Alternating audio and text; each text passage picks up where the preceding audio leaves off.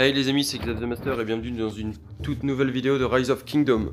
Donc aujourd'hui, on va prévisualiser la nouvelle mise à jour 1.0.20 qui est sortie il y a quelques minutes maintenant. Donc moi je vous propose de la découvrir ensemble, savoir ce qui a changé, ce qui a été amélioré, ce qui va vraiment compter. Donc non pas seulement pour les commandants, mais aussi pour les faciliter à dialoguer. Donc on va voir ça tout de suite. Donc là, on va rentrer dans le royaume perdu. Donc, l'interface a changé, seulement les images. Donc, ce qui est à l'intérieur, comme les quêtes, n'ont pas changé. Les succès de croisée non plus, le roulement de l'honneur non plus. Donc, voilà, juste pour l'interface du royaume perdu, c'est resté pareil, à part les images. Il y a quelque chose qui a changé aussi, c'est on a un chat pour le royaume, et un chat pour le Lost Kingdom. Donc, moi je trouve que ça va être plus simple parce que on était obligé de créer des chats pour le royaume parce qu'on ne pouvait pas discuter de certaines stratégies du royaume avec les autres royaumes, donc dans le chat du Lost Kingdom. Donc moi je trouve ça vraiment important. Donc voilà pour le royaume perdu. Ensuite, une chose qui va être très utile par la suite dans le royaume perdu, c'est les buffs de royaume, parce qu'avant ils étaient effectifs que dans le royaume de base, ils n'étaient pas effectifs dans le royaume perdu, que maintenant ils sont effectifs dans les deux.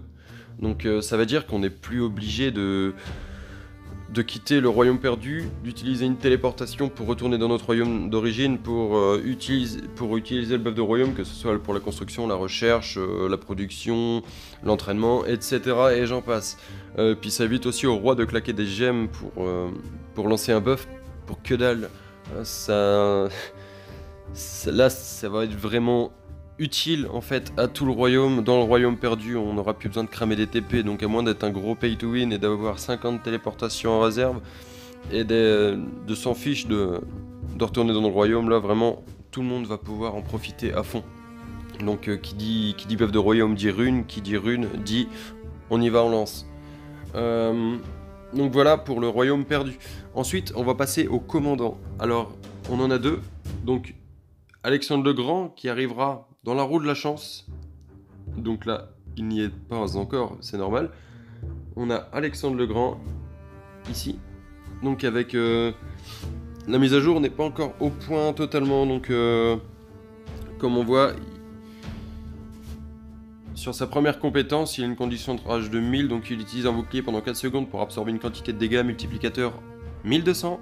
Il place lors de ce tour un petit bouclier qui peut absorber une petite quantité de dégâts pour l'allier à proximité avec le plus faible pourcentage de troupes restantes. Donc un multiplicateur de dégâts à 600 pendant 2 secondes. L'armée d'Alexandre lui-même ne peut pas obtenir ce bouclier. Donc là j'ai tout lu parce que c'est pas écrit juste à côté des chiffres. C'est pas écrit exactement donc, pour le multiplicateur de dégâts et... Donc voilà. Deuxième compétence, mener la charge. Bonus de dégâts 30%. Multiplicateur de dégâts directs 1700, c'est ouf, et réduction de l'effet de soins 30%. Donc comme commandant d'infanterie, ça va être vraiment sympa quand on va tomber contre de la cavalerie, par exemple contre un Minamoto et un Cao, avec un Cao qui soigne pas mal d'unités. Donc là on va quand même lui infliger 30% de réduction de l'effet de soins, donc ça va calmer un petit peu la cavalerie en face. Moi je pense que ça va être un grand commandant, compliqué à maxer, mais ça va être un grand commandant.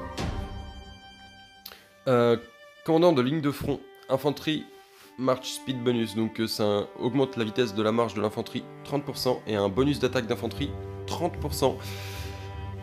Et ben enfin, des bonus d'attaque infanterie totale 30%, c'est énorme. Ensuite, il a un bonus d'attaque de 40% et un bonus de défense de 30%. Pour sa quatrième compétence. Pour son expertise, et quand ce bouclier disparaît, Alexandre réduit aussi la rage de 3 ennemis à proximité de 1200 pendant 4 secondes. C'est vraiment sympa. Donc voici Alexandre le Grand, le commandant légendaire, donc le conquérant du monde. Vous pourrez y voir ici, dans le petit i de info, sa petite histoire. Donc je vous laisserai jeter un œil vous-même. Ensuite on a Ethelfled. Alors, pour ses compétences multiples, avec un multiplicateur de dégâts directs à 800, et un bonus d'attaque, de défense et de réduction de soins de 30%. Ensuite on a une compétence passive avec réduction des dégâts de contre-attaque subis 20%, réduction de la vitesse de marche de la cavalerie 50%, pardon, et réduction de la vitesse de marche des autres unités 30%. Intéressant. Synergie. Ah, voilà, une compétence pour les barbares. Bonus de dégâts sur les barbares de 35% et un bonus d'expérience de 35%. Alors, ça va être sympa à utiliser en plus de Loar, parce qu'on utilisait Loar pour augmenter l'XP des commandants avec son arbre de talent maintien de la paix, plus sa compétence qui augmentait l'expérience des commandants. Et bah maintenant on en a un deuxième, et bah ça va être vraiment intéressant. Donc comme ça quand on va aller faire des barbares, ça va être vraiment sympa en fait, de pouvoir optimiser 2 commandants en second pour les XP gratuitement, en faisant juste des barbares. Ensuite on a sa 4ème compétence, c'est la forteresse de Mercia avec une bonus de capacité de rassemblement de troupes d'alliance de 10%.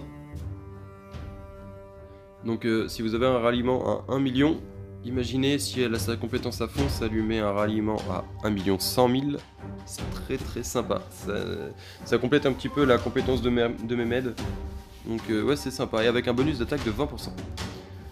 Donc c'est sympa ça. Donc compétence passive. Sa dernière compétence, donc infliger 99 900% de dégâts supplémentaires aux ennemis ralentis. Alors si c'est un bug, ça va être corrigé. Si c'est pas un bug, eh ben ça va casser des têtes. Ah oui. Ethelflaed, on peut l'avoir dans le magasin de médailles. On a 3 sculptures par jour à pouvoir acheter. Donc c'était, vous vous rappelez, la petite tête légendaire qui était bloquée depuis des mois depuis le début du jeu. Et ben là maintenant, elle est débloquée et c'est Ethelflaed. Il y en a 3 par jour. Je vous conseille vivement de les acheter. Donc c'est limité 3 par jour, donc ça peut aller vite. Moi je les ai déjà prises, mais si vous pouvez la maxer rapidement, ça peut être intéressant. Mais moi je vous conseille personnellement de ne pas mettre de tête légendaire dessus. Parce qu'on peut l'avoir gratuitement dans le magasin de médailles, donc si on met des têtes légendaires, pour moi je trouve que c'est gâché, surtout pour les joueurs qui ne mettent pas un centime dans le jeu, qui jouent vraiment en total free to play. Je pense que ce serait gâcher ces sculptures légendaires pour les mettre sur un autre commandant qui est plus compliqué à avoir, comme par exemple un Richard ou un autre, Alexandre le Grand par exemple. Donc vraiment. Donc voici pour les commandants. Maintenant, on va passer à la dernière chose que j'ai pu voir. Donc ici, on a un petit panneau de communication de l'Alliance. C'est voilà.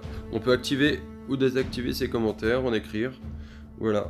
On peut mettre un petit émoticône. C'est parti. Donc là, non, on peut pas. Donc voici pour la nouvelle mise à jour. Donc on n'a pas débloqué de nouveaux packs. Donc ils sont toujours pareils. Donc sur ceci, moi je vous laisse découvrir de vous-même sur le jeu.